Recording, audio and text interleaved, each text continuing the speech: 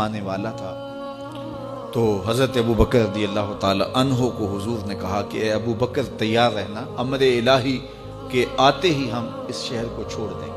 और फिर वो वक्त आया कि जब कुफ़ार ने हुजूर के घर का मुहासरा कर लिया। आका करीम अलैहिस्सलाम को माज़अल्लाह शहीद करने के इरादे से इर्द गिर्द जमा हो गए।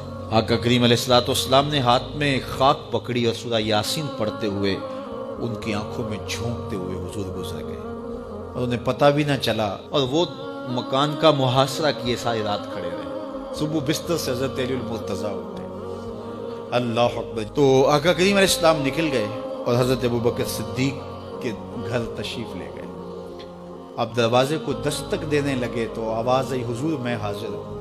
हज़रत अबू बकर सिद्दीक तैयार खड़े थे तो कहा, अबू बकर तुम तैयार हो? कहा, हुजूर आपने कहा नहीं था कि तैयार रहना, कभी हिजरत का हुक्म आ सकता है तो मैं तो उस दिन से ही तैयार रहता हूँ कि कब हुजूर आए और जो फरमाए मैं वही करूँ। और फिर वहाँ से लेके हुजूर को वहाँ तक गए और जबल सौर की चोटी पर वो गार है, अल्लाह अकबर। उस गार में जाने से कबल हुजूर को बाहर बैठने का कहा। अर्ज़ की, हुजूर ज़रा मैं गार के अंदर के माहौल का जायज़ा लेना।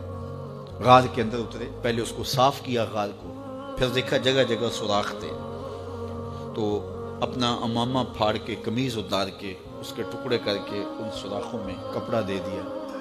2 सुराख एक रिवायत के मुताबिक और एक रिवायत के मुताबिक 1 सुराख बच गया, उसमें अपनी एड़ी रख दी और फिर आवाज़ दी, जाने आलम अंदर तशरीफ़ लाई। तो आका करीम अलैहिस्सलाम गार में चले गए तो सैयदना सिद्दीक़ अकबर रज़ी अल्लाह ताला अन्हु ने अपनी गोद में आपका सर रखा और हुजूर लेट गए। अल्लाह अकबर, क्या मंजर होगा। सिद्दीक़ अकबर ने हुजूर को देखा और जी भर के देखा और ऐसा देखा कि कोई और शरीक भी नहीं था। ये वाक़या हज़रत सैयदना उमर से रिवायत है, कुतुब सिहा में है। और हज़रत उमर रज़ी अल्लाह ताला अन्हु ये बात बयान करते हुए रो पड़े और आप कहा करते थे कि अबू बकर ये गार वाली नेकी मुझे दे दें और मेरी सारी ज़िंदगी की नेकियां ले दें। अल्लाह अकबर। तो हुजूर अलैहिस्सलाम हज़रत अबू बकर सिद्दीक की आगोश में हैं।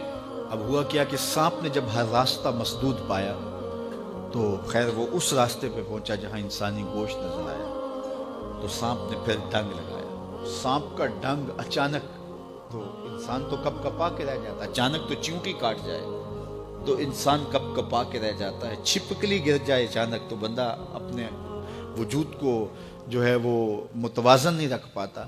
तो नीचे से सांप और वो डंग लगा रहा है। लेकिन लफ्ज़ सुनिए, ये हज़रत उमर की रिवायत है कि हज़रत सैयदना सिद्दीक़ अकबर ने अपनी टांग को जुम्बश नहीं आने दी, मखाफता अन यतनब्बहा रसूलुल्लाह, इस डर से कि कहीं हुजूर बेदार ना हो जाए। सारी तवज्जो इधर रही, बेख्तियार आंखों से आंसू ढलक पड़े, दर्द की शिद्दत इतनी थी और आंसू गिरे तो हुजूर के रुखसार पे आका करीम बेदार हो गए। बेदार होते ही मेरे हुजूर ने कहा, मालका या अबू बकर, अबू बकर क्या हुआ?